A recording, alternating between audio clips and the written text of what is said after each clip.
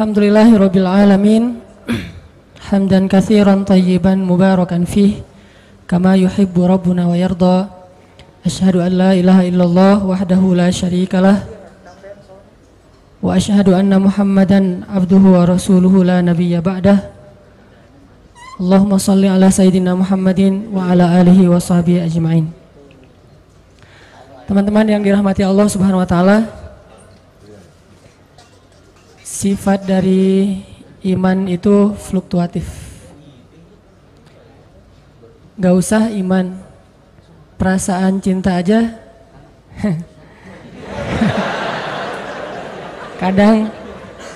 kadang kita lagi menggebu-gebu gitu. Kadang juga ada masanya kita lagi kayak bete. Ketika seorang istri, kalau yang udah punya ya, tetap pakai tanda bintang. Kalau yang udah punya istri, ketika istrinya lagi ngambek, ketika istrinya lagi nggak nyaut panggilan suaminya, atau ketika istrinya nggak ngebaca-baca WA yang udah dikirim dari pagi sampai sore, contrengnya 2 tapi masih abu, itu berarti perasaannya lagi terganggu oleh banyak hal. Bisa jadi sikap kita, bisa jadi omongan orang lain, bisa dari dalam, bisa dari luar.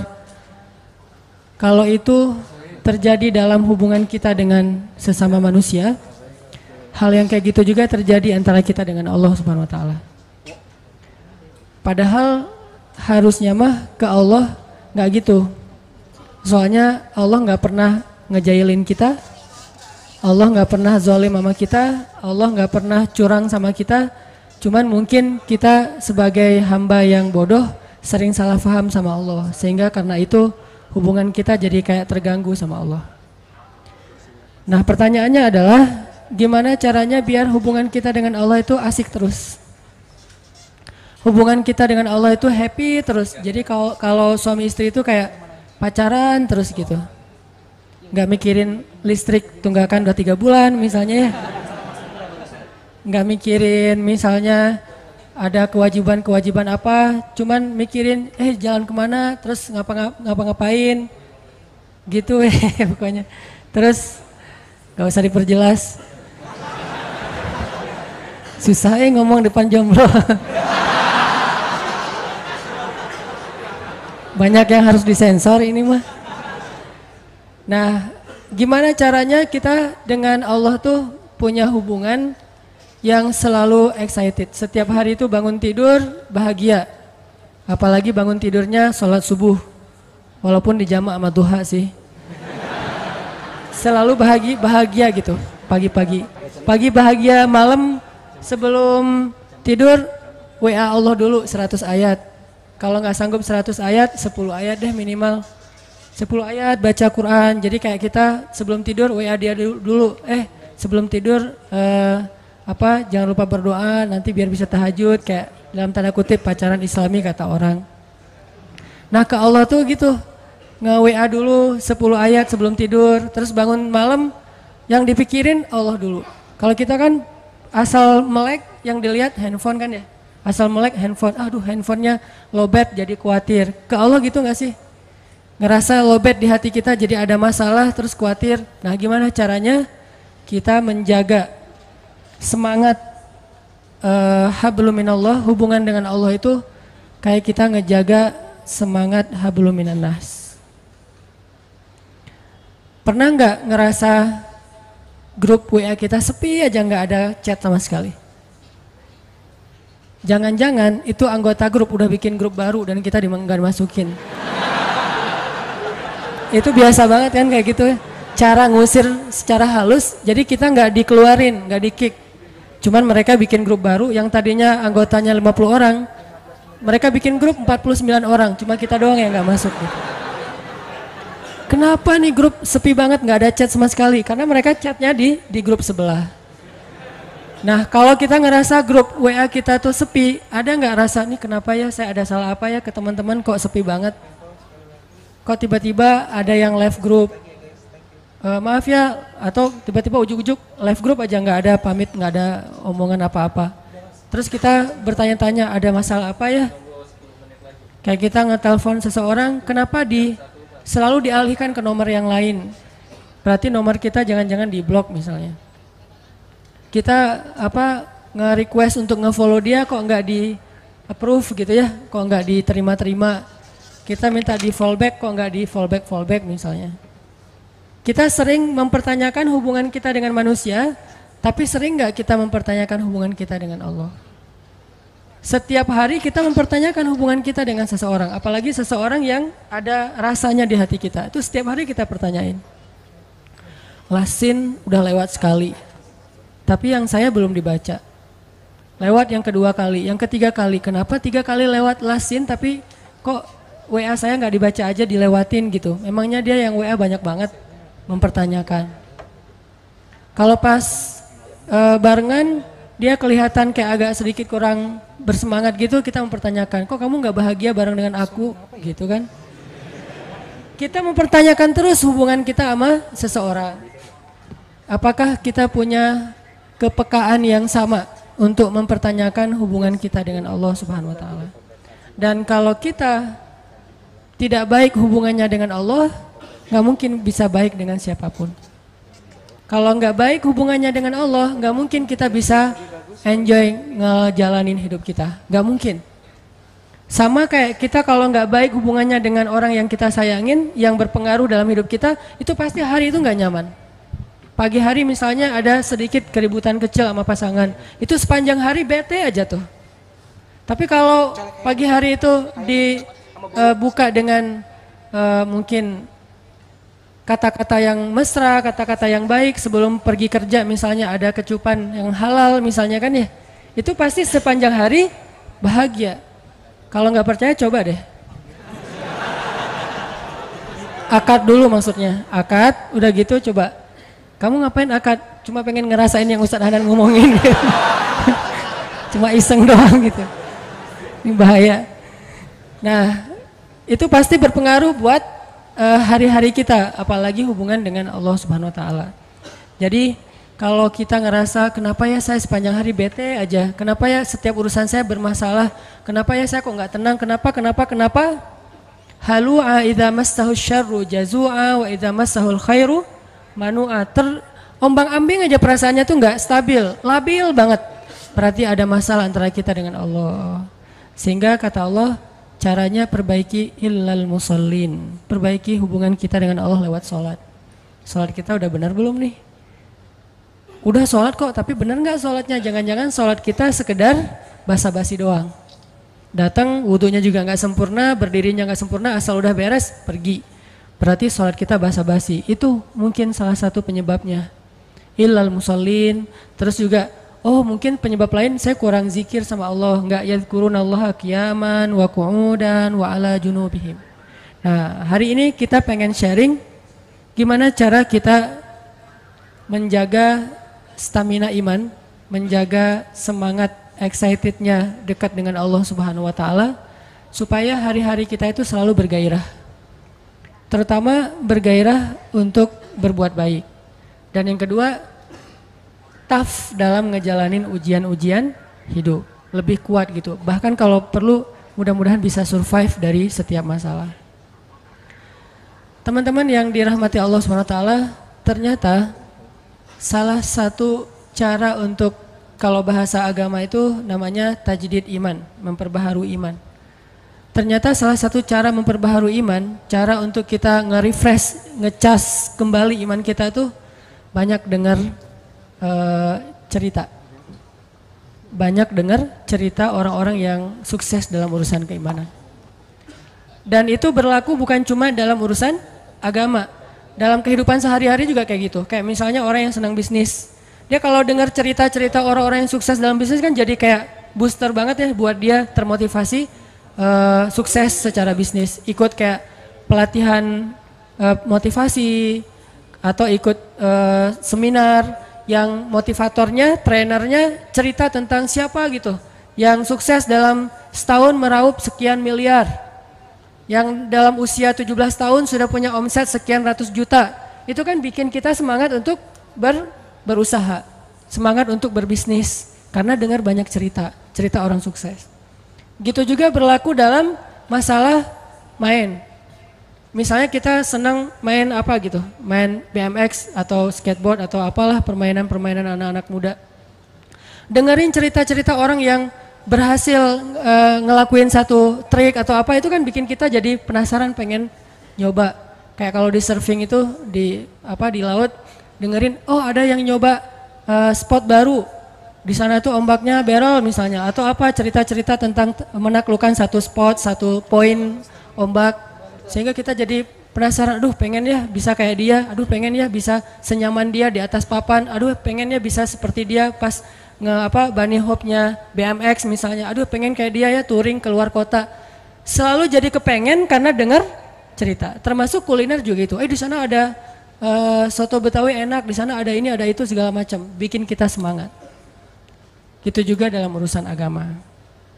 Dan itu juga yang terjadi dalam urusan cinta. Kita nonton film tuh tentang film Korea lah ya, putus gitu ya, diputusin. Kan kita penasaran gimana sih rasanya diputusin kan gitu ya. Bukan rasanya jadian, rasanya diputusin. Kok gua nggak pernah diputusin, orang jadian juga nggak pernah gitu. Itu ada cerita diputusin, galau gitu, terus naik ke atas jembatan pengen loncat. Pas loncat ternyata luka-luka doang, lecet-lecet nggak meninggal gitu kan.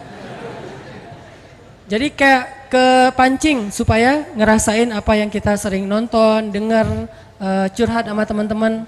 Makin sering kita nonton film-film yang ada drama cintanya, itu makin mancing kita untuk ngerasain, untuk pengen nyoba drama yang sama dalam kehidupan kita sendiri.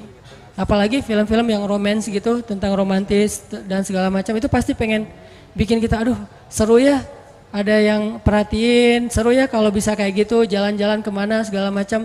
Nah ini artinya cerita, qasas dalam bahasa Al-Quran itu ada pengaruhnya, ibroh, memberi asar, memberi pengaruh dalam diri kita. Sehingga sepertiga dari isi Al-Quran itu bahkan lebih adalah kisah. Sampai kalau kita baca story behind the surat Yusuf, kan surat Yusuf itu isinya cerita Nabi Yusuf. Itu story di balik turunnya surat Yusuf, itu para sahabat lagi bosan baca ayat-ayat yang sifatnya perintah larangan. Emang sahabat bosan baca Quran? Ya, dan itu manusiawi. Kita kadang-kadang baca Al-Quran bosan. Kenapa? Karena nggak ngerti. Ada juga tuh yang baru hijrah, tatonya banyak banget. Tapi giliran sholat, yang paling duluan nangis. Soalnya imamnya kelamaan. Subhanallah nih, tatonya banyak, sholat tahajud nangis duluan. Saya juga yang jadi imam merasa kayak cemburu gitu, iri. Kok dia duluan nangis ya, saya nggak bisa nangis. Pas sudah selesai, kenapa duluan nangis? Ustadz bacanya panjang banget. Oh iya, masalahnya di situ. Nah, di Al-Quran tuh ada ayat yang sifatnya perintah, ya ayyuhalladzina amanu kutiba alaikumusiyam aqimis shalah dan seterusnya. Ada larangan, la takulur riba dan seterusnya. Para sahabat kayak ngerasa monoton gitu, nggak ada variasinya. Akhirnya para sahabat datang ke Nabi, ya Rasul, ada ayat yang model-model lain nggak gitu? Ayat model gimana? Ya jangan gini-gini aja, pengen yang sesuatu yang baru gitu ya Rasul. Bukannya nggak enak kan bilang bosan sama Al-Quran kan nggak enak tuh. Cuman ya emang bosan sih gitu. Sifat manusia, bukan Al-Qurannya membosankan ya. Manusianya yang gampang bosan karena imannya lemah. Karena lagi naik turun iman teh. Akhirnya turunlah surat Yusuf.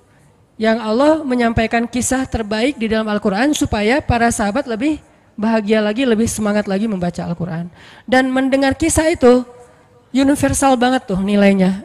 Kita nggak akan terjebak dengan perdebatan fikih, kita nggak akan terjebak dengan mazhab-mazhab, walaupun itu juga kebaikan, cuman kadang-kadang ada orang yang menyikapinya nggak bijak. Kalau kisah, insya Allah universal, semua orang bisa mengambil pelajaran tanpa harus melihat dari mazhab apa, lintas pemahaman, tafsir segala macam, enggak. Karena kisah itu sifatnya sesuatu yang bisa diambil pelajarannya oleh siapapun. Makanya hari ini kita pengen dengerin beberapa kisah yang mudah-mudahan bisa mentajdid, mengecas kembali iman kita dan pulang dari sini lebih semangat lagi dalam beramal sholih. Kalau beramal soleh ke Allah itu ibadah, zikir. Kalau beramal soleh ke manusia itu berakhlak mulia, terutama kepada orang tua. Jangan sampai kita dikenal orang yang baru hijrah, tapi malah disayangkan karena akhlaknya nggak bertambah baik. Harusnya makin hijrah, orang-orang di sekeliling kita tuh kayak makin ngerasa dapat banyak manfaat dari kita, dapat kebaikan dari kita. Ini berarti kita hijrahnya insya Allah sudah on the track. Semakin banyak ngaji, semakin baik akhlak. Jangan semakin banyak ngaji susah senyum. Makin rajin ngaji, makin rajin senyum. Tapi jangan salah senyumnya ya, bahaya. Bahaya. Senyumnya senyum yang ke teman aja, jangan diposting. Pertama saya pengen ngisahin tentang Umar bin Khattab. Umar bin Khattab itu salah satu hobi beliau dengar kisah. Itu yang bikin iman Umar bin Khattab itu luar biasa.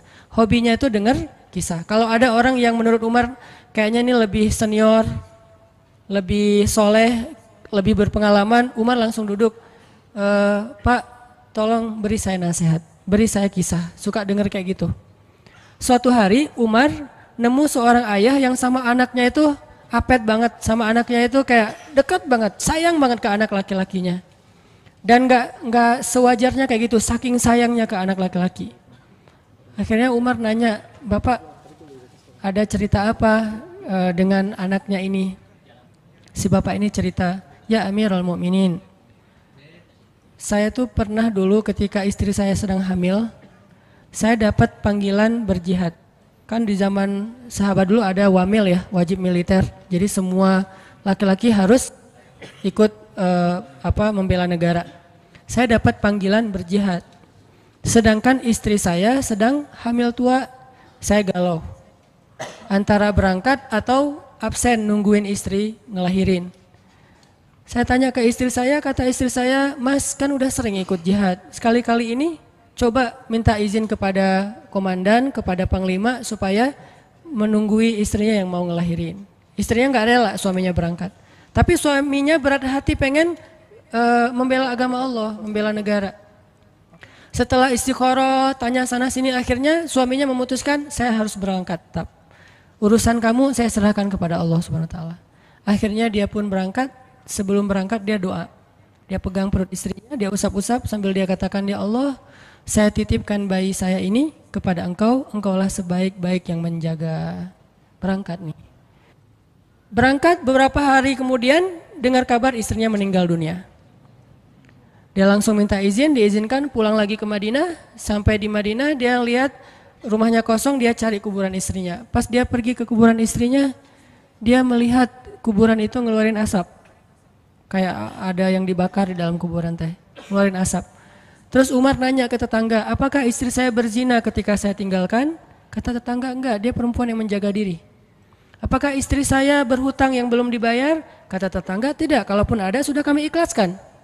Apakah istri saya melakukan dosa ketika saya tinggalkan, mungkin menggibah atau dukun segala macam? Kata tetangga, tidak, dia perempuan yang solihah.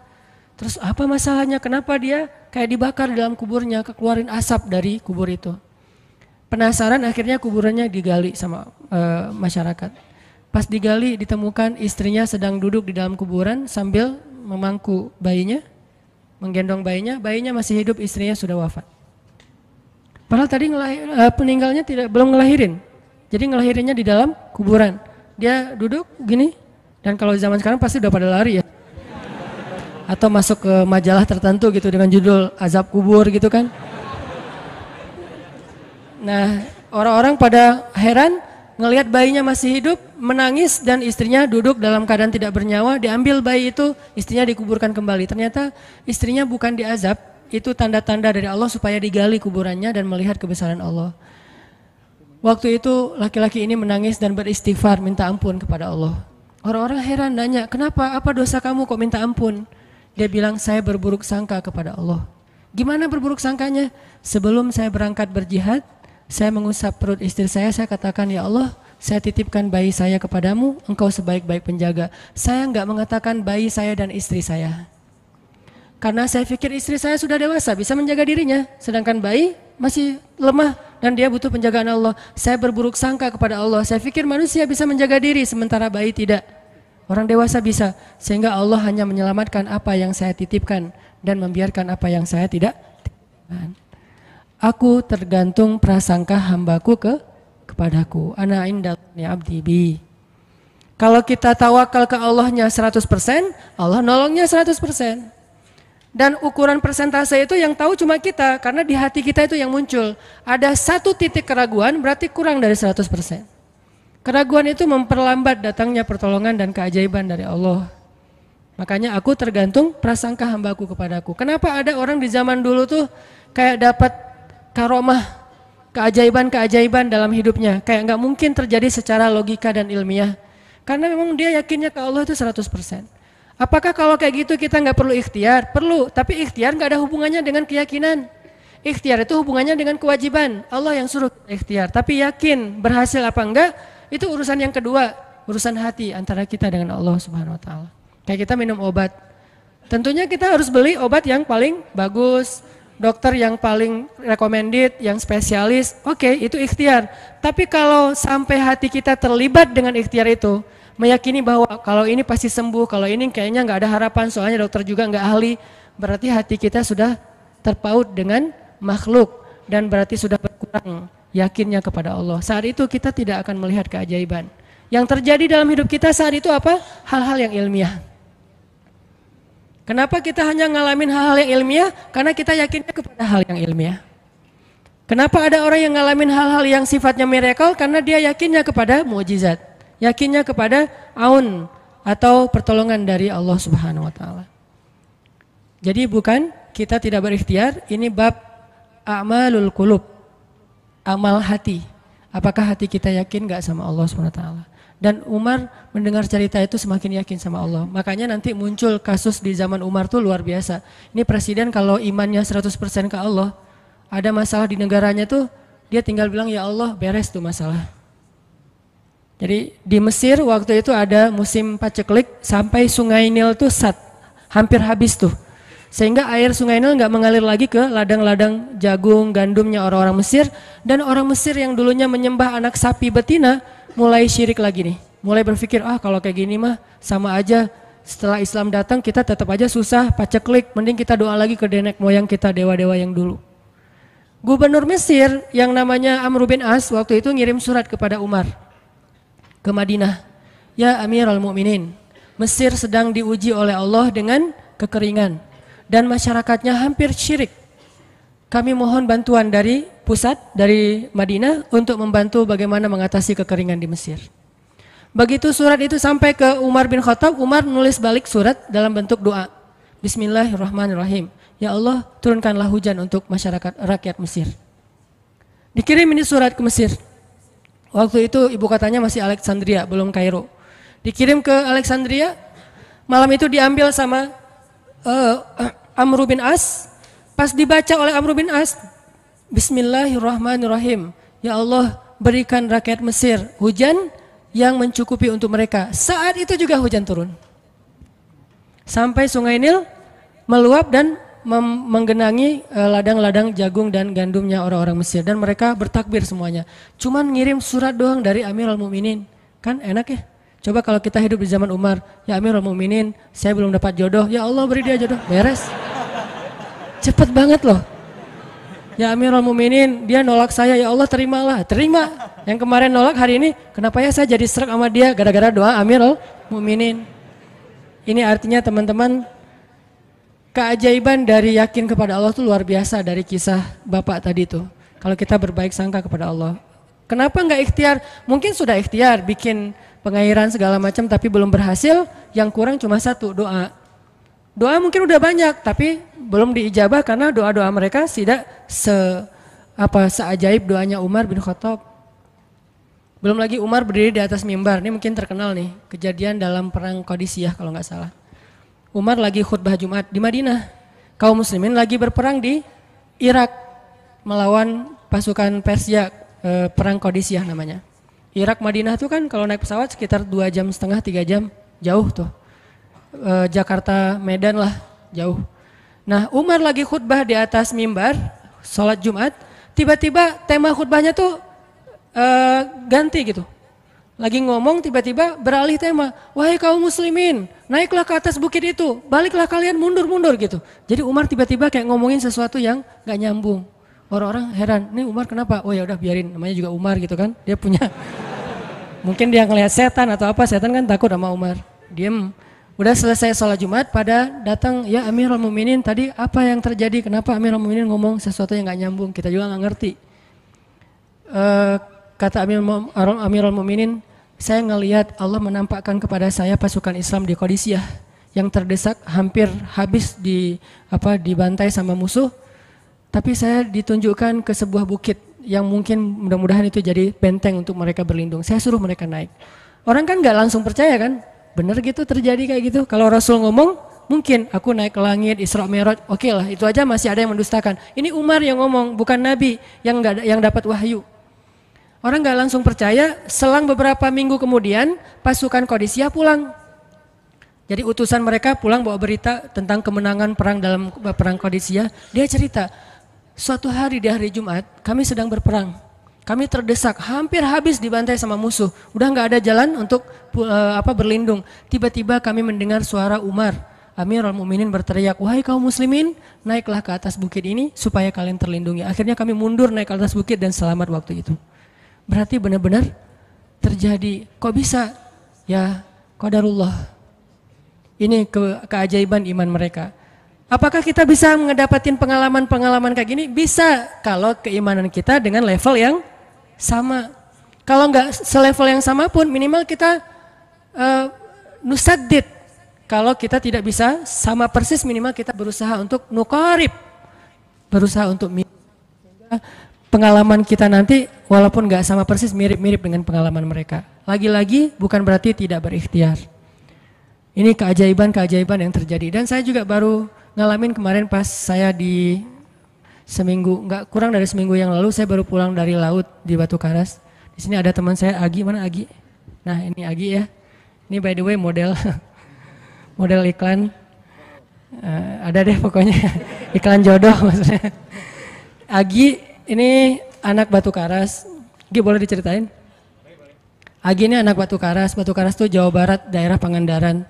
Dari Bandung kurang lebih 6 jam perjalanan. Kalau lagi ada ombak saya suka ke sana nonton orang main surfing. Nggak main sih, main dikit-dikit tapi nggak jago. Nonton orang main surfing. Ketemu Agi. Agi nggak tahu tuh ya.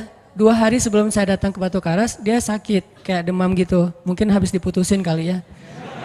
Dia demam gitu nggak enak badan, pengen pulang. Biasanya kalau nggak enak badan cuma dia tinggal di Jakarta, paling juga di kos-kosan. Tapi kali ini pengen pulang ke Batu Karas banget. Aduh kenapa ya pengen pulang ke Basroh Batu Karas gitu ya. Batu Karas kayak Basroh gitu. Pengen ke Batu Karas. Pas dia pulang, hari saya lagi mau main tuh, dia diajak sama temennya, ngojay itu apa? Berenang yuk gitu. Yuk berenang yuk, berenang. Dia ikut, padahal lagi nggak enak badan, tapi pengen berenang. Pas lagi di pantai, saya datang ketemu loh, kayak kenal nih, hitam-hitam ektis gitu. Ternyata ketemu saya, Ustadz Hanan ya, ya wah, kenalan. Ustadz saya tuh ketemu Ustadz kemarin di Maruya pas kajian minggu bulan yang lalu. Cuman karena jamaahnya banyak, saya nggak bisa ketemu Ustadz, nggak bisa salaman. Saya waktu itu membatin, ya Allah saya pengen banget ketemu Ustadz Hanan langsung, tapi jangan dalam suasana ta'lim yang ramai, langsung berdua. Mudah-mudahan terkabulkan. Akhirnya Agi banyak istighfar sebulan istighfar, akhirnya terjadilah yang tadi itu. Dia nggak enak badan, saya juga tiba-tiba ujuk-ujuk, kenapa ya saya pengen ke Batu Karas, kenapa ya pengen ke Batu Karas, ternyata di sana ada ombak, kan ada Agi. Ketemu aja di Batu Karas, itu cara Allah menskenariokan. Dan itu terbukti banget loh, istighfar. Bukan karena saya orang soleh, dan kita bisa istighfarin siapa aja. Saya pengen ketemu ini, saya pengen, dan itu ajaib. Kalau misalnya nggak ketemu pun di dunia, insya Allah ketemu dengan orang soleh itu nanti di akhir. Apa ruginya beristighfar dan berdoa? Nggak ada ruginya kan? Ya Allah, saya pengen banget ketemu dengan misalnya sebutlah ulama yang paling kita ngefans di dunia siapa gitu, dengan Imam Sudais. Imam Masjidil Haram, pengen banget jabat tangan sama Imam Masjidil Haram yang imamin umat Islam seluruh dunia gitu. Tapi kan nggak mungkin, Kita umroh, kita haji juga nggak bisa ketemu dengan Imam Sudais. Kita berdiri paling depan ya di dekat dengan Hajar Aswad. Begitu mau sholat diusir tuh.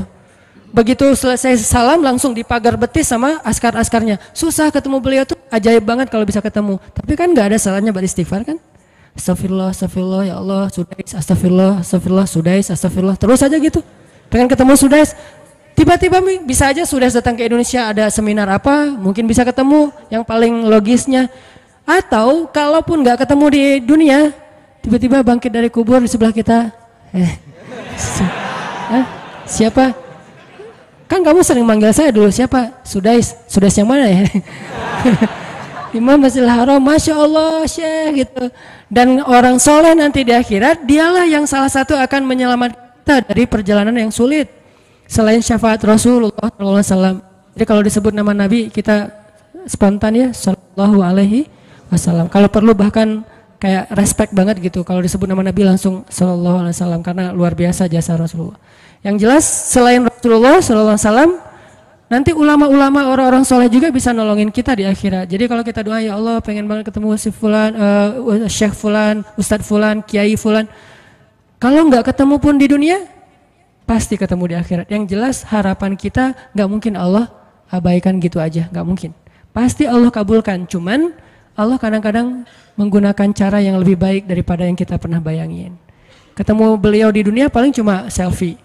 Tapi kalau ketemu di akhirat, dibawa selamat di sirat yang panjang, lebih mending mana? Ketemu nih dengan seorang ulama, orang soleh yang kita ngefans banget nih. Pokoknya saya pengen banget selfie sama beliau, ya Allah. Apalagi kalau orang soleh itu followersnya banyak, misalnya 1.100.000. Sedikit itu mah, banyak model yang 17 juta, 19 juta.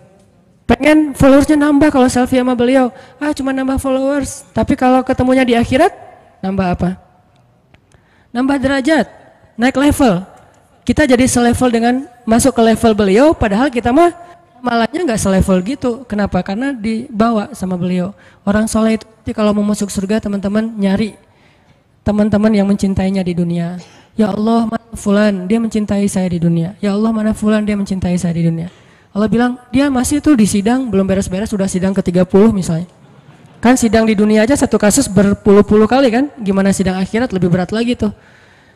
Ya Allah, tolonglah dia, selamatkan dia, karena saya mencintainya selama di dunia karena Engkau. Akhirnya orang-orang soleh pada balik lagi. Dari surga balik lagi ke padang mahsyar. Demi ngapain? Demi menyelamatkan orang-orang yang mencintai mereka semasa di dunia. Datang ke padang mahsyar, cari ke bagian informasi. Tolong dong yang namanya ini gitu, panggilin. Perhatian-perhatian, Hanan At-Taki dipanggil sama Syekh siapa gitu. Saya dipanggil, datang aja. Mas, saya yang dipanggil, benar Hanan At-Taki? Ya, mana coba buktinya? Aduh, saya lupa bawa kartu nama. KTP misalnya. Udah pasti tahu lah ya malaikat sama kita. Udah masuk aja, tuh ada yang nungguin di business lounge gitu. Jadi ada VIP lounge-nya gitu kan. Oh, saya boleh masuk VIP lounge-nya, masuk ke VIP lounge. Udah sampai di sana udah ada makanan segala macam, mereka lagi duduk. Kayak asa kenal nih, siapa ya? Dekat Hanan ya? Ya, wah kita sering ketemu dalam doa. Wah, akhirnya pelukan. Ada apa Syekh? Yuk ikut saya ke surga, kan enak banget kan? Terus sidang saya gimana? Udah beres, diberes sama teman-teman saya di sana. Saya banyak teman di dalam gitu. Saya banyak. Beres kan? Di dunia aja bisa gitu, masa di akhirat gak bisa? Tapi dengan seizin Allah dan Allah ridho dengan kebaikan-kebaikan itu. Jadi nggak ada sia-sianya juga. Kita kan dulu saya pernah cerita yang Imam Ahmad bin Hambal kan yang pengen banget ke Basrah, dan itu ternyata terjadi juga sama Agi. Dan terjadi juga sama salah seorang driver ojek online di Bandung. Baru 2 bulan yang lalu kejadiannya. Saya lagi datang ke markasnya Pemuda Hijrah, kita sering ada kayak rapat gitu di kantor. Markas kita namanya Masjid Al-Latif di dekat Gedung Sate. Datang dari pagi rapat sampai sore, dan saya pakai baju baju main biasa, bukan pakai baju taklim. Sebetulnya sama aja sih. Nah, waktu itu sholat zuhur di Masjid Al-Latif, saya ngimamin sama asar. Habis asar pulang, karena nggak nyetir sendiri, saya pakai online, saya order nih. Order, pakai ojek, ada yang ngambil, drivernya ngambil, datang jemput pulang. Kemana? Ke Cimahi pulang. Di tengah jalan dia nanya, Mas sering sholat di Masjid Al-Latif itu ya? Saya bilang, ya lumayan, saya bilang. Iya itu masjid rame banget, anak-anak muda pada numplak di situ taklim. Siapa sih itu ada imam muda, bagus suaranya gitu. Ntar jangan GR dulu.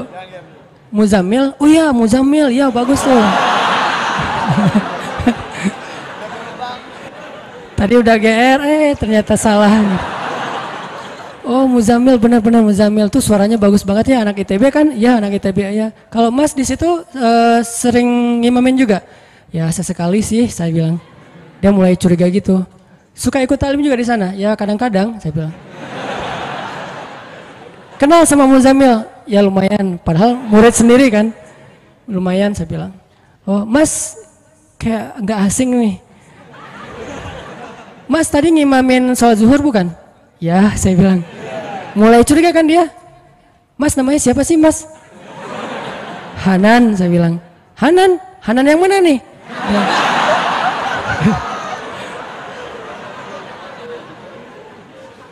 Saya bilang Hanan Taki. Wah langsung oleng dia mah.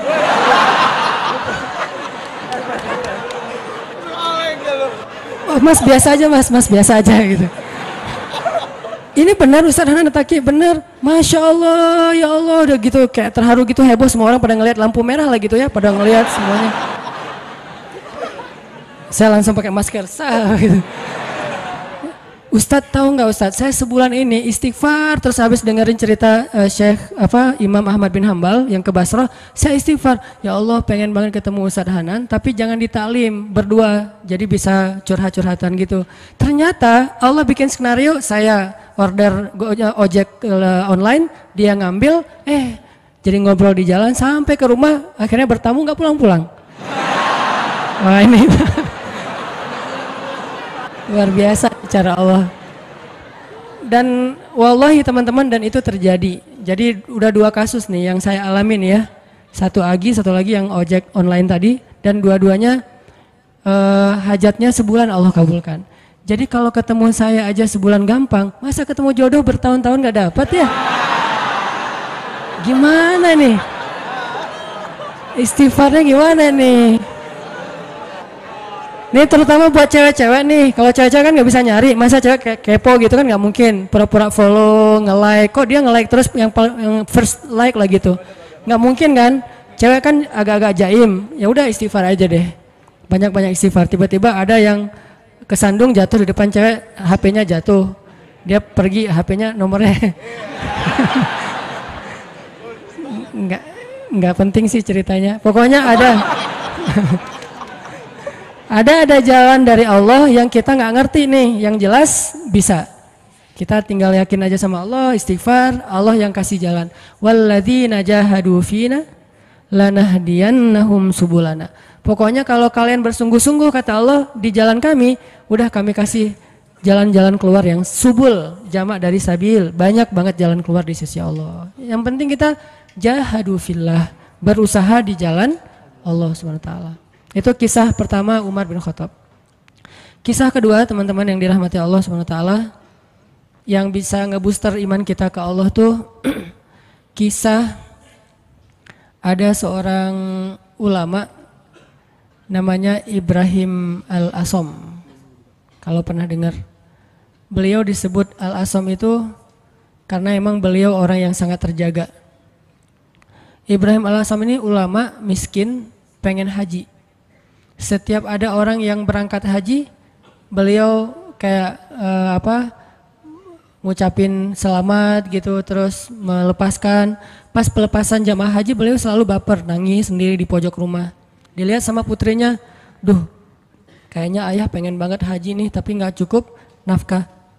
Anaknya yang putri yang paling sulung nanya, "Pah, kenapa sih papa nggak haji aja?" Kata Ibrahim Al-Asom, "Nak, kalau ayah haji, terus yang nafkahin kalian siapa? Biaya haji mungkin murah, tapi nafkahnya siapa? Sementara istrinya, keluarganya nggak ada yang nafkahin selain suaminya ini, orang tua." Akhirnya anaknya bilang, "Allah yang menafkahi kami. Berangkatlah wahai ayah, serahkan kami kepada yang lebih baik daripada ayah, yaitu Allah."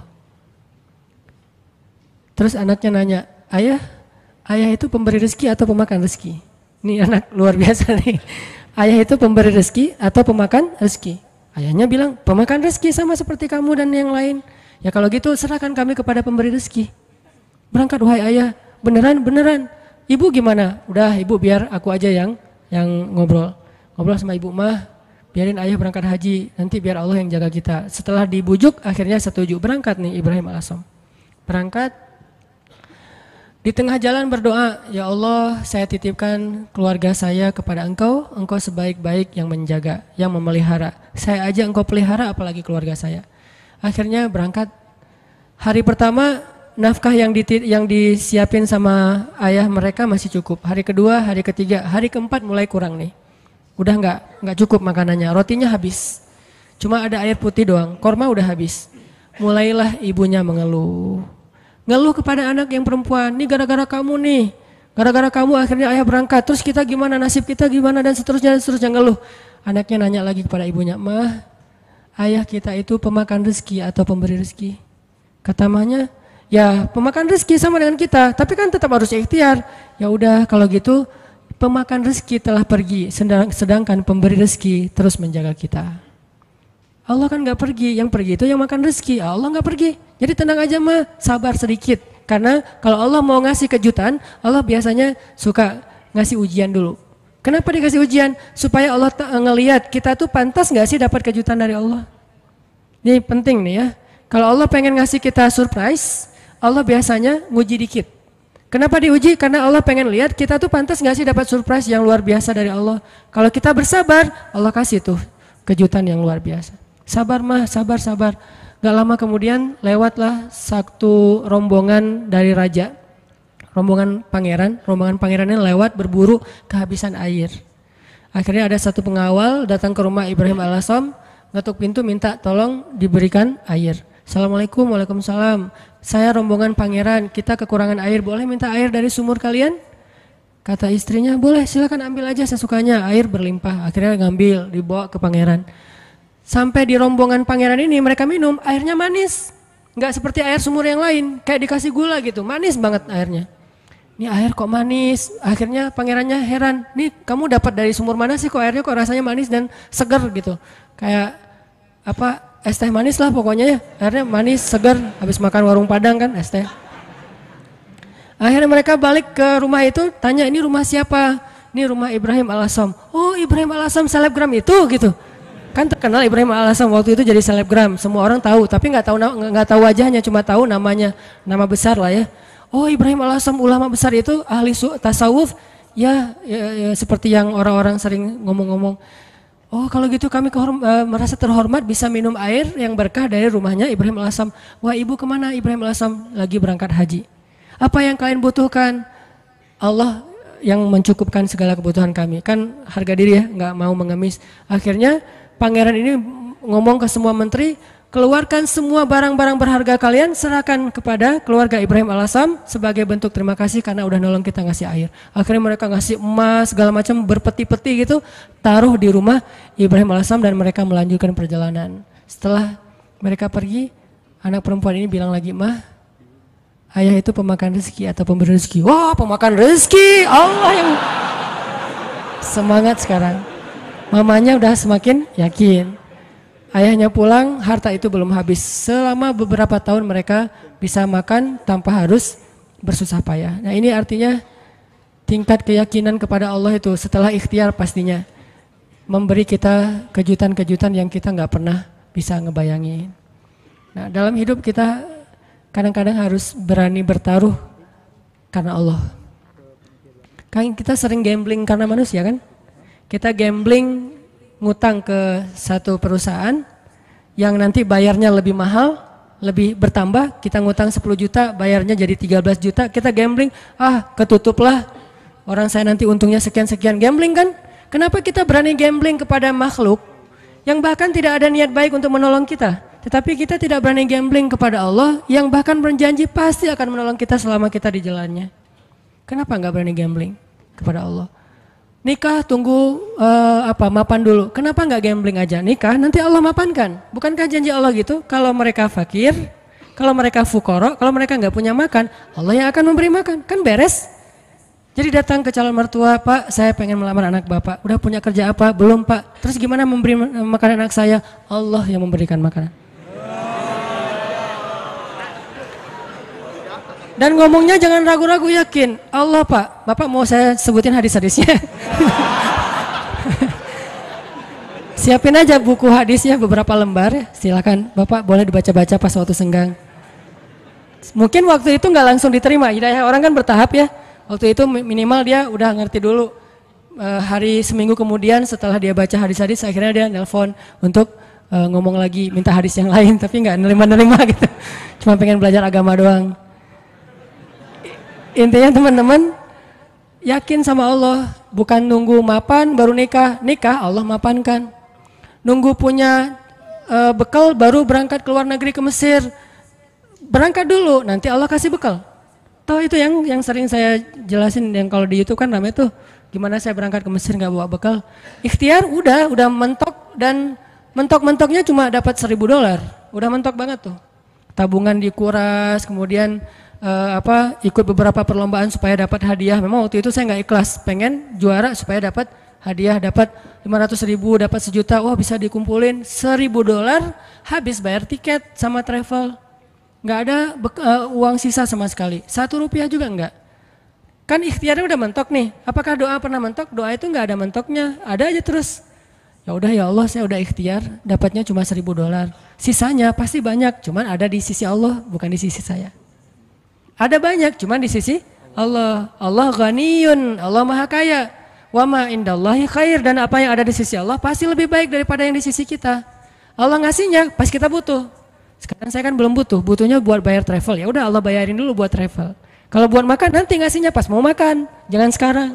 Kita kan sering yakinnya kalau udah ada di tangan kita, bukan di tangan Allah, dan itulah derajat keyakinan kita. Makanya yang terjadi keajaiban dalam hidup kita itu ya gitu-gitu aja.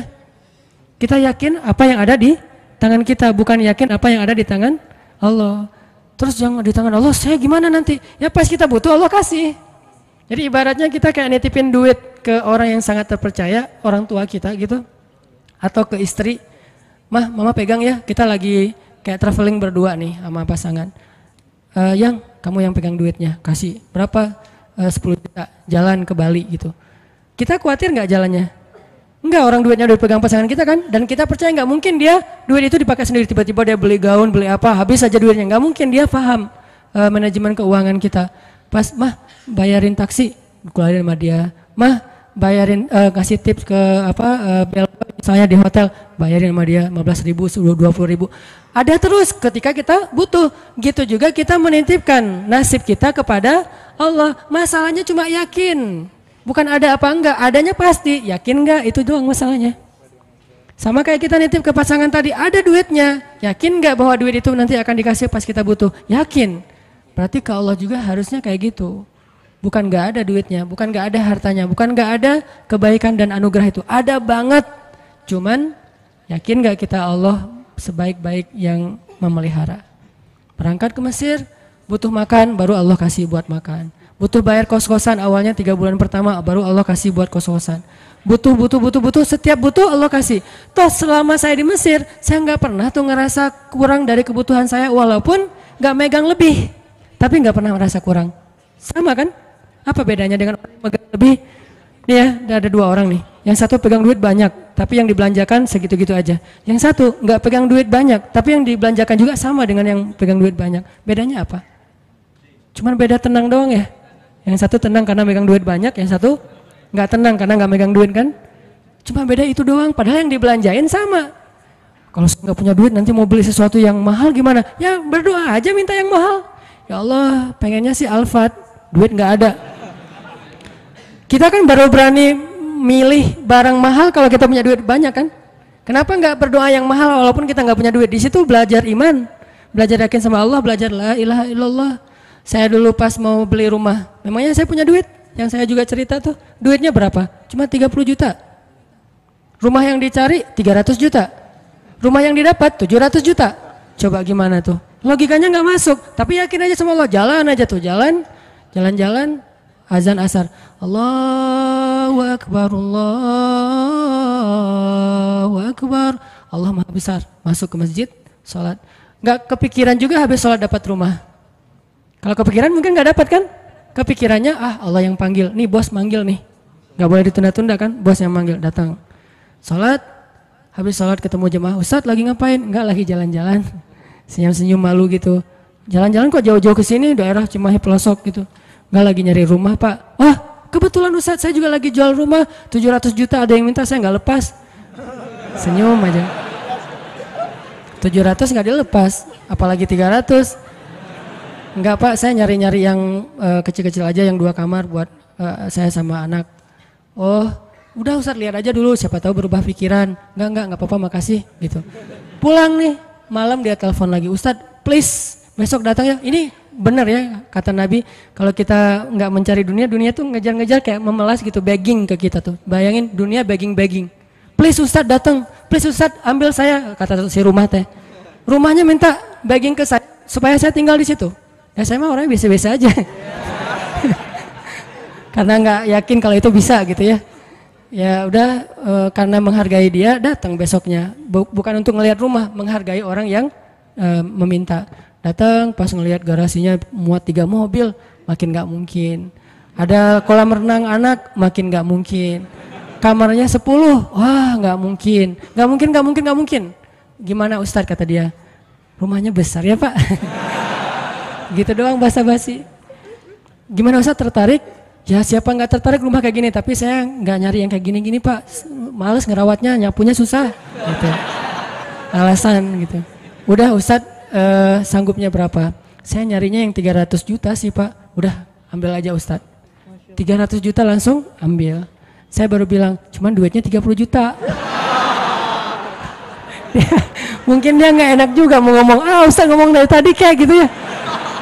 Saya duitnya cuma 30 juta Pak, boleh nggak saya cari dulu cicilan kemana gitu. Saya lagi nyari-nyari yang finance cari untuk cicil. Udah Ustadz nggak usah gitu-gitu, ribet. Udah nyicil ke saya aja kalau Ustadz ada duit. Berapa lama nih? Ya terserah Ustadz, mau setahun, 2 tahun, 10 tahun, terserah Ustadz deh. Alhamdulillah sampai setahun lunas. Allah kasih rezeki. Yang tadinya kita tuh nggak punya rezeki sebanyak itu untuk bisa ngelunasin utang besar, tapi begitu Allah kasih kesempatan, bukan sengaja mau berhutang, Allah mudahkan, ya udah. Akhirnya ada aja jalan. Saya usaha awalnya jual beli pulsa gitu kan, ada 60 cabang pulsa dulu di Bandung, belum ada Indomaret, Alfamart. Terus mulai naik lagi jual beli mobil bekas, mulai naik lagi main di properti sedikit-sedikit, nggak banyak, nggak gede sih. Tapi di situ Allah ternyata benar ya, kalau kita mintanya ke Allah, Allah Maha Kaya, bisa ngasih lebih dari yang bisa dikasih oleh manusia. Kalau minta ke manusia, minta banyak-banyak amat sih, kan gitu kan ya. Minta ke perusahaan finance, pasti dia minta jaminan. Jaminannya dia akan ngasih maksimal setengah dari harga anggunan yang kita gadaikan. Itu artinya kita selama ini belum bisa tenang, belum bisa tumakninah kalau belum ngelihat materi itu di kantong kita, di saldo kita. Seolah-olah kalau itu di tangan Allah nggak ada. Itu masalah kita. Masalah kita di situ teman-teman. Seolah-olah kalau masih di tangan Allah itu belum ada. Padahal di tangan Allah itu lebih ada daripada di tangan kita. Kenapa? Di tangan Allah itu nggak akan raib. Nggak ada yang bisa nyolong di tangan Allah. Di tangan kita banyak yang bisa nyolong. Di tangan Allah itu nggak mungkin diambil orang, dicopet, dijambret, nggak mungkin. Di tangan kita gampang banget dijambret. Di tangan Allah nggak mungkin salah ngitung, di tangan kita gampang salah ngitung. Di tangan Allah nggak mungkin mubazir, sia-sia, salah penggunaan. Di tangan kita mungkin banget salah digunain. Akhirnya mubazir, sia-sia. Artinya apa yang di tangan Allah khair. Wa ma indallahi khair, benar-benar lebih baik. Cuman Allah kenapa nggak nunjukin fisiknya? Karena Allah nggak pengen kita melihat itu dengan mata kita. Allah pengen kita melihat itu dengan hati dan iman kita. Jadi yang bisa mendapatkan apa yang di tangan Allah itu hanya orang yang bisa ngelihatnya dengan iman dan hatinya, bukan dengan matanya. Kalau kita cuma ngandelin mata terus menerus, berarti yang kita akan alami dalam hidup itu hanya yang terlihat saja. Yang tadi saya bilang logis dan ilmiah, dan itu nggak ajaib. Walaupun itu juga hal-hal aja sih, baik-baik aja buat kita. Tapi kan kita pengen naik level lebih baik, lebih enjoy lagi dengan hidup. Berarti kita harus belajar menggunakan mata batin. Dan mata batin ini adalah iman, mata batin ini basirah, mata batin ini adalah tazkiyatun nufus, mata batin ini adalah al-qalb. hatinya. Al-fiqhu fiqhul qalb. Pemahamannya bukan pemahaman fikiran, pemahamannya fiqhul qalb, fiqhul qulub, difahami dengan hati. Itu teman-teman dalam segala urusan, mau kerjaan, mau skripsi, mau kuliah, mau jodoh, mau apapun, gunakan bukan hanya mata fisik kita untuk melihat kayak nggak ada tanda-tandanya nih. Mungkin di sini nggak kelihatan, tapi di sini Allah yang mendatangkan. Tiba-tiba ada keajaiban terjadi dalam kehidupan kita. Dan saya sering ngalamin yang kayak gitu-gitu tuh sering banget. Termasuk ketika dapat musibah. Kalau kita tahu bahwa kalau kita dapat musibah dan kita ridho, bukan ikhlas ya. Kalau ikhlas kan ibadah. Kalau musibah namanya ridho. Walaupun orang Indonesia suka bilang yang ikhlas ya, bukan yang ikhlas, yang ridho ya gitu. Kalau kita ridho dengan satu musibah lalu kita serahin sama Allah, Allah tuh gantiin yang lebih banyak loh. Masalahnya kita nggak yakin. Dapat musibah langsung panik, langsung putus asa. Harusnya pas dapat musibah, tetap kita ikhtiar untuk menyelesaikan masalah kita, mencari jalan keluar, mengambil kembali hak kita. Tapi itu jangan sampai mengalahkan porsi kita meminta kepada Allah gantinya yang lebih baik. Begitu dapat musibah, ini bukan cuma antara kita dengan orang, tapi antara kita dengan Allah. Ya udah, kalau lo curang sama gua, ya Allah beri saya yang lebih baik daripada yang sudah hilang dari saya. Allahumma ajurni fi musibati wa khlufli khairam minha. Langsung Allah ganti. Dan itu janji Rasul. Mana pernah Rasulullah berdusta? Tidaklah orang berdoa dengan doa itu ketika musibah, kecuali Allah akan memberikan gantinya yang lebih baik untuk dia. Tapi kita harus benar-benar yakin dan bijaksana. Maksud bijaksana di sini, jangan mendikte Allah harus seperti yang kita pengenin. Kadang Allah ngasih yang lebih baik, nggak mungkin yang lebih kurang. Minimal sama atau lebih baik, nggak mungkin kurang dari itu. Doa. Saya pernah mobil saya diserempet orang, terus orangnya pergi. Saya ini ternyata untuk benerin mobil yang keserempet itu 1,5 juta. Langsung doa waktu itu juga, pas lagi kena musibah, jangan tunggu marah dulu beberapa hari baru doa. Saat itu juga, Allahumma ajurni fi musibati wa khluf li khairan minha. Orangnya udah nggak ketahuan di mana, nggak bisa ngejar lagi. Tapi saya udah rugi 1,5 juta. Gimana nih ya Allah, beri saya ganti yang lebih baik. Seminggu kemudian Allah ganti 15 juta. Benar kan 10 kali lipat? 15 juta. Dan itu bukan sedekah, bukan pemberian orang yang kasihan. Allah kasih jalan mungkin lewat usaha apa, lewat penghasilan apa, lewat untung dari mana. Yang jelas halal. Dan itu 15 juta, 10 kali lipat. HP saya jatuh. HP waktu itu harga yang punya pertama harga 2 juta. Ada qiyamul lail di masjid markasnya Pemuda Hijrah. Saya bangun jam 2, acaranya jam 2. Jadi udah telat kan, bangun langsung panik gitu. Orang-orang pada nunggu, miss call udah 15 gitu, banyak banget. Ustaz kemana aja? Akhirnya panik, wudu. Karena panik pakai baju segala macam, HP jatuh dan kacanya langsung pecah dan gak bisa dipakai. Saat itu juga saya doa, ya Allah beri saya ganti yang lebih baik darinya. Berangkat ke masjid.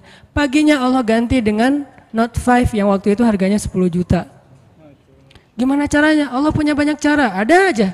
Tiba-tiba ada usaha ini yang mungkin untung sedikit, dari sini ada apa, ada yang hadiah atau ada apa. Banyak banget subulana, jalan-jalan kami. Tinggal minta aja sama Allah. Sehingga kalau kita yakin dengan ini, begitu diputusin. Kita adik kakak aja ya, nggak apa-apa. Langsung nih.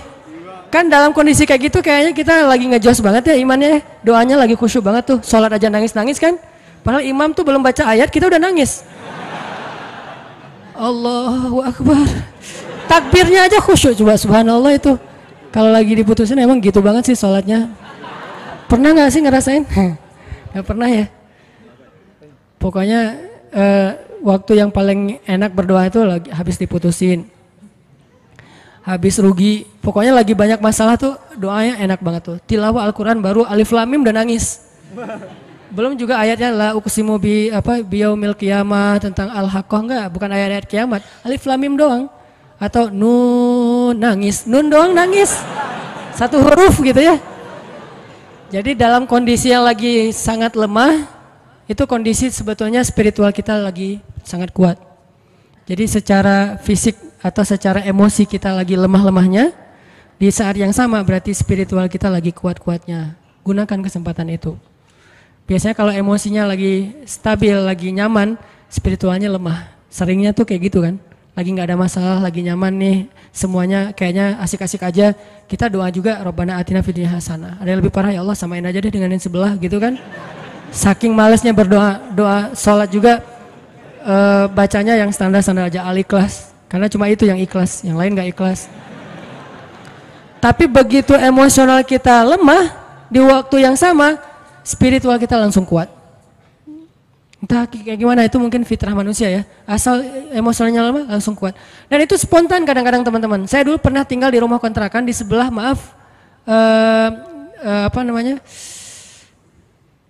lokalisasi.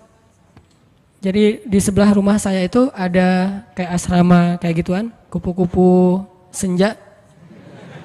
Saya persis di sebelah rumahnya di Bandung tuh. Namanya Jalan Saninten. Kan ada Saritem, ada beberapa kan, nih ada Saninten juga. Saya tinggal di sebelahnya, kalau malam pokoknya kita sering dengar banyak hal-hal aneh aja di sebelah. Kalau saya mau ke masjid, saya sengaja ke masjid itu pakai jubah, pakai sorban, gitu ya. Terus janggut digini-giniin, padahal nggak panjang, tapi digini-giniin. Jalan depan cewek-cewek itu, sore kan mereka udah pada duduk, udah selesai dandan, udah wangi kan, duduk depan gang tuh. Saya jalan, Assalamualaikum, Waalaikumsalam. Lewat. Kadang-kadang kalau malam mereka nggak kenal saya lagi lewat pakai motor gitu, langsung disamperin, om gini, saya tinggal di situ, oh ya maaf om, saya balik panggilin, suka dipanggil-panggil gitu. Orang saya tinggalnya di situ, pas anak udah agak gede, saya khawatir anak jadi nggak sehat dengan lingkungan itu baru pindah. Tadi mau cerita apa ya? Hah? Oh ya, spontan ya. Nah yang punya tempat itu pastinya nggak pernah sholat dan memang preman juga sih, badannya gede. Kalau dengan saya mungkin 4 kali saya lah, gede banget pokoknya, gede banget orangnya, tinggi besar dan nggak ada yang berani sama dia. Ada gempa waktu itu di Bandung, siang-siang gempa, dia lagi tidur di atas, biasa tidur pagi gitu, jam 10 pagi tidur. Pas gempa dia langsung loncat ke bawah, Allahu Akbar, Allahu Akbar. Saya kira ada demo apa gitu, dia takbir sendiri. Allahu Akbar, takbir, coba bayangin. Berarti kan spontanitas fitrah manusia itu ketika emosionalnya terganggu, spiritualnya naik kan. Dan itu kesempatan kita untuk kembali ke Allah banget tuh. Karena untuk dapetin spiritual yang sengejos itu, kalau normal susah, kita harus benar-benar ikhtiar. Tapi kalau lagi emosional kita drop, di sisi yang lain, sisi baiknya Allah langsung naikin spiritual kita. Tapi kalau kita abaikan, dua-duanya drop, habis kita. Jangan abaikan. Dia langsung takbir, Allahu Akbar, Allahu Akbar. Saya gempa, keluar semuanya dari rumah, takut runtuh. Pas udah beres gempa, ketawa-ketawa lagi gitu pada ngobrol. Itu terjadi dan keluarga saya juga ada yang kejadian pas tsunami dulu di Aceh, kan saya dari Aceh. Tsunami di Aceh itu ada keluarga saya, dia nggak sholat subuh. Pagi itu hari Ahad kan, tanggal 26 Desember 2014. 2004, maaf. 2014 mah diputusin sih. Enggak lah, udah lama. 2004 gitu ya. Nah, hari itu ada salah satu keluarga saya, dia nggak sholat subuh. Biasa, bukan waktu itu doang nggak sholat subuh, biasa dia nggak sholat subuh. Gempanya kalau nggak salah jam 9 apa jam 8, sejam kemudian tsunami. Pas tsunami dia tuh lari hilang, padahal orangnya itu sering berantem, pokoknya jagarnya di kampung lah, sering berantem sama orang-orang di terminal. Tapi begitu tsunami dia lari duluan. Adiknya malah ikut lari sama dia, ditarik sama dia lari, pas udah di tengah jalan ingat balik lagi ke rumah karena dia ingat ibu sama kakaknya ketinggalan, dia pengen nyelamatin ibunya. Kenapa yang satu lari terbirit-birit hilang, yang satu lagi balik? Karena yang satu itu ngerasa banyak dosa. Kalau saya mati hari ini, habis saya nanti di akhirat nih. Dia nggak berani mati. Daripada saya mati tapi belum sholat subuh, lari dia tuh. Yang tadi sholat subuh balik lagi. Nah ini jujurnya ketika spiritual berbicara kan. Mungkin kalau spiritual kita nggak bicara, kita akan sombong, ngerasa apaan sih akhirat, apaan sih tauhid, apaan sih agama, apaan. Tapi begitu ada masalah yang pertama kita sebut siapa selain ibu kita? Allah, minimal oh my God. Dan itu bentuk dari fitrah manusia bahwa dia masih mengakui Tuhan. Tinggal masalah Tuhan yang mana nih kan itu ya. Tapi masih mengakui Tuhan. Ketika fitrah dan spiritual kita bicara, harusnya kita dengar dan itulah ucapan yang paling benar. Kalau yang bicara itu emosi kita, belum tentu benar, dia subjektif. Tapi kalau yang ngomong itu fitrah, itu benar banget tuh. Sehingga teman-teman Gunakan kesempatan pas lagi dapat musibah, ya Allah, angkat kedua tangan kita, doa kepada Allah, mulai dengan memuji Allah, kemudian salawat kepada Rasulullah, minta yang setinggi-tingginya nggak masalah. Karena kalau Allah nggak ngasih di dunia kayak gitu, Allah kasih kayak gitu di akhirat, bahkan lebih baik dari itu. Apa sih ruginya kita minta, ya Allah, beri saya Ferrari. Ini yang nggak tahu diri nih, mintanya Ferrari gitu. Tapi kan minta ke Allah nggak masalah. Dan kita yakin kalau nggak dikasih Ferrari di dunia, minimal dikasih Ferrari di akhirat. Bangkit dari kubur, ada Ferrari. Halusinasi, ternyata dia belum meninggal, mimpi gitu. Bangkit dari kubur, datang kendaraan nih. Dan benar-benar kan di akhirat ada kendaraan kan. Cuman bahasa hadisnya kendaraan dari cahaya, kendaraan dari amal soleh. Tapi bahasanya kendaraan. Dan kita akan mengendarai kendaraan itu untuk bisa ngelakuin touring sepanjang Padang Mahsyar. Padang Mahsyar itu touringnya capek banget loh. Itu touring paling heboh tuh. Di mana pusat Padang Mahsyar, teman-teman? Palestina. Hari ketika manusia disidang, dibangkitkan, spot bangkitnya, meeting pointnya, itu Palestina. Makanya di dalam Al-Quran Allah menyebutkan Palestina itu dengan istilah yauma yunadil munadi mim makanin qarib. Hari ketika malaikat memanggil manusia dari tempat yang dekat. Semua ulama tafsir sepakat tempat yang dekat itu artinya Palestina, Al-Quds. Siapa yang meninggalnya di Palestina itu sebuah kebaikan yang luar biasa, karena nanti dia akan bangkit lebih dulu dan akan dimudahkan hisabnya. Itulah keutamaan salah satunya meninggal di Palestina, walaupun gak semuanya punya nasib yang sama. Tapi setidaknya manusia bangkit. Terus dari sini ke Palestina ngapain? Gimana jalannya? Mau jalan kaki? Dari Bekasi ke sini aja tadi berapa jam jalan kaki kan? Apalagi dari Sunda Kelapa ke Palestina. Itu jauh banget loh. Jalan kaki itu bisa bertahun-tahun sampai ke Palestina. Dan itu bumi yang sekarang. Sedangkan Padang Mahsyar ribuan kali lipat lebih besar daripada bumi sekarang. Dan bumi Padang Mahsyar itu belum ada sekarang. Nanti Allah jadikan lagi setelah kita bangkit. Karena Allah berfirman di akhir surat Ibrahim, yauma tubaddalul ardu ghairal ardi was samawat. Hari ketika ard itu bahasa Arab jadi bahasa Inggris, earth. Itu bahasa Arab. Yauma tubaddalul ard ghairal ard was samawat. Hari ketika bumi yang lama diganti dengan bumi yang baru. Bumi yang lama namanya bumi yang sekarang, dunia, ardud dunia. Bumi yang baru namanya Ardul Mahsyar, Padang Mahsyar. Ukurannya miliaran kali lebih besar daripada bumi yang sekarang. Karena semua planet, bintang-bintang itu disatuin jadi satu bumi. Dan matahari cuma jadi satu dan deket banget. Dan artinya jarak kita ke Palestina aja udah miliaran kali lebih jauh dari sekarang. Kalau nggak punya kendaraan terus mau jalan kaki kapan sampainya. Itulah kenapa ada orang di Padang Mahsyar ribuan tahun nggak beres-beres. Kenapa? Jalan doang dari ribuan tahun belum disidang. Harus ke Palestina. Sampai di sana sidangnya juga lama. Belum lagi ngelewatin Sirat. Sirat itu panjangnya dari bumi ke langit. Dan langit terjauh yang pernah ditemukan oleh sains berapa miliaran tahun perjalanan cahaya kan, bukan jalan kaki. Kalau nggak punya kendaraan gimana sampainya ke surga? Jadi untuk bisa sampai ke surga aja teman-teman, nggak ada kendaraan, itu mungkin menghabiskan usia kita miliaran tahun loh, belum sampai ke surga. Terus gimana dong Ustadz? Kita harus punya banyak kendaraan dan kebaikan. Karena cuma itu yang bisa memudahkan perjalanan kita. Itu touring panjang banget. Jadi minta, ya Allah yang kecepatannya berapa ribu kekuatan kuda misalnya, Ferrari.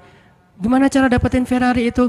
Doa terus menerus. Kalau nggak dikasih di dunia yakin dikasih di akhirat. Kalau saya mah mending milihnya di dunia mah yang biasa-biasa aja, di akhirat yang luar biasa. Kenapa? Yang biasa-biasa juga di dunia udah cukup buat kita. Tapi yang luar biasa di akhirat itu emang kita butuhin banget. Ya Allah, matanya besar, hidungnya mancung, alisnya bertaut. Jadi alisnya tuh nggak ada pemisah, nyatu gitu. Alisnya bertaut. Kalau perlu ditato gitu ya, alisnya biar lurus. Alisnya bertaut ya Allah, atau kayak pedang gitu. Pedang ali bercabang. Tingginya sekian ya Allah, kulitnya putih Korea lah. Minta yang sebaik mungkin. Nanti kalau nggak dikasih jodoh kita kayak gitu di dunia, maka jodoh kita yang di dunia itu nanti akan Allah perindah di akhirat. Dan saya sering cerita, di surga itu nggak ada jomblo. Jadi nggak usah khawatir. Tetap ada wedding lah di surga. Dan WO-nya itu para malaikat banget. Malaikat yang nyiapin segala macam, kita dirias sama malaikat. Nang sini nang, dirias sama malaikat. Malaikatnya tuh yang bagian rias yang keren-keren gitu, dirias udah secantik-cantiknya, rambutnya nggak kusut lagi selama-lamanya, nggak ada cerita aduh keringetan ya, aduh AC-nya mati ya, ternyata ini apa segala macam, nggak ada tuh di surga. Selalu bahagia. Baitun, rumah yang tidak ada teriakan dan tidak ada keluhan itu cuma ada di surga. Di rumah tangga di dunia tetap ada. Gimana pun soleh keluarga Nabi, Aisyah kadang-kadang mengeluh manusiawi. Tapi di surga nggak ada. Nikah di surga. Siapa yang jadi walinya? Allah Subhanahu wa ta'ala. Saya nikahkan kamu dengan perempuan yang soleha ini. Perempuan dunia yang udah jadi bidadari. Dengan mahar surga satu seluas langit dan bumi. Saya terima nikahnya. Nggak ada cerita di surga itu ngucapin akad nikah salah. Itu nggak ada. Sah, kata saksi. Sah nggak ya? Sah nggak ya? Nggak deh. Ternyata saksinya mantan belum bisa move on gitu. Hati-hati cari saksi ya, jangan mantan. Pasti nggak sah melulu itu mah. 10 kali juga nggak sah. Intinya teman-teman, surga itu didapetin kalau kita benar-benar di dunia ini menggunakan semua kesempatan di sisi Allah SWT. Ada masalah minta ke Allah, ya Allah, doa aja yang sebaik mungkin, nggak ada sia-sianya. Itu beberapa kisah yang mudah-mudahan bisa booster semangat kita beramal soleh. Dan selalu hadir dalam majelis para ulama. Dengerin taklim itu bukan berdebat ya, bukan untuk kita menganggap diri kita paling benar, yang lain salah, kita masuk surga, yang lain neraka, kita petunjuk, yang lain sesat, bukan. Dengerin taklim tuh untuk apa? Ngecas iman kita masing-masing. Jadi kalau dengerin materi, oh ini teman gua banget nih, ini dia banget nih, ini istri banget nih, ini suami banget, enggak, ini saya banget. Saya sering banget tuh dengerin talim yang kayaknya khatib itu kayak ngomongin saya tuh. Kan saya udah 2 tahun ini enggak khutbah Jumat, jarang banget khutbah Jumat, sengaja enggak ngambil jadwal khutbah karena saya pengen jadi yang mendengar. Kalau dulu setiap Jumat khutbah, kalau sekarang setiap Jumat pengen dengerin ceramah. Sering banget tuh pas denger ceramah, si khatib itu kayak kenal saya, padahal kita enggak kenal. Yang diomongin saya aja tuh. Ada orang begini-begini, lah saya tuh. Kalau kayak gini dia begini, dia ngomong dan segala macam, dia kadang-kadang membicarakan sesuatu yang dia tidak amalkan. Dah gua banget nih. Terus aja kayak diceramahin seolah-olah satu masjid itu isinya cuma saya sendiri. Gak ada yang lain. Kan kita sering kan kayak gitu ya. Kenapa? Allah yang menggerakkan lisan seorang ustadz, ulama untuk menasihati kita. Sehingga nggak perlu kita, wah ini mirip teman saya nih, harusnya dia dengar ya, harusnya saya rekam ya, ini harusnya istri saya dengar nih, harusnya suami saya dengar. Jangan mencari nasihat untuk orang lain, carilah nasihat untuk diri kita sendiri. Kalau kita lagi ada masalah sama pasangan, nanti kalau udah ada pasangan maksudnya, kalau kita punya masalah sama pasangan ya, jangan pernah googling hadis-hadis pasangan. Suami googling, istri-istri yang soleh hadis, search. Jangan, istri, suami yang imam terbaik, search. Gak usah cari nasihat buat pasangan, carilah nasihat buat diri sendiri. Suami hadis-hadis suami yang penyabar, ketemu nih kita jadi semangat lagi. Oh berarti saya yang salah. Istri yang soleha hadis search, oh saya yang salah. Gitu harusnya, jangan disilang. Kalau disilang semuanya saling menuntut dan saling menyalahkan. Kalau sesuai dengan masing-masing kapasitasnya, semuanya saling memperbaiki diri. Cari buat diri kita, ikut taklim buat memperbaiki diri, bukan memperbaiki kelompok yang lain. Bukan memperbaiki orang lain, tapi memperbaiki diri kita sendiri. Itu aja, mudah-mudahan ini bisa jadi penyemangat. Saya mohon ampun kepada Allah jika ada yang salah. Mohon maaf jika ada yang keliru. Barakallahu li walakum.